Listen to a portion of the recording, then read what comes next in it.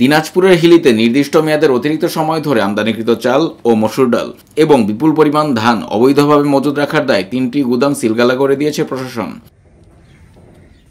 বুধবার বিকাল থেকে সন্ধ্যা পর্যন্ত হিলির কেন্দ্রীয় গোরস্থানের পাশে মাইক্রো গ্রেইন এন্টারপ্রাইজ নামের এক আমদানিকারকের গুদামে অভিযান চালিয়ে উপজেলা নির্বাহী কর্মকর্তা অমিত রায় ও উপজেলা খাদ্য নিয়ন্ত্রক সোহেল আহমেদ গুদামগুলো সিলগালা করেন।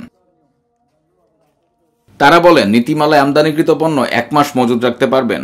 এর মধ্যে বিক্রি না হলে কর্তৃপক্ষকে অবগত করে আরও কিছুদিন সময় পাবেন।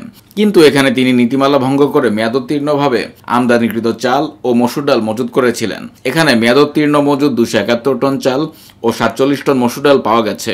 এছাড়া 1933 টন ধান মজুদ রাখলেও এর কোনো কাগজপত্র দেখাতে পারেনি। সেই 3টি গুদাম সিলগালা করে দেওয়া হয়েছে। সেই সঙ্গে তাদের বিরুদ্ধে নিয়মিত মামলা দায়ের করা হবে বলেও জানিয়েছেন তিনি। আমদানিকৃত চাল এবং আমদানিকৃত ডাল মেয়াদের যে সময়সীমা আছে সেটার বাইরে মজুত করা হচ্ছে এবং একই সাথে ধান এখানে মজুত করার কথাই না, সেটা অবৈধভাবে মজুত করা হচ্ছে। তো আমরা আইন অনুযায়ী যে সিলগালা করা সেটা করেছি এবং যে কাগজপত্র জব্দ করার দরকার সেটা করেছি এবং আমাদের উপজেলা খাদ্য নিয়ন্ত্রক মামলার ব্যবস্থা করবেন, নিয়মিত মামলার। এবং এই বিষয়গুলো আমরা চাই না যে অবৈধ মজুদের মাধ্যমে দ্রব্যের দাম বেড়ে যাক এবং এই অভিযান চলমান থাকে।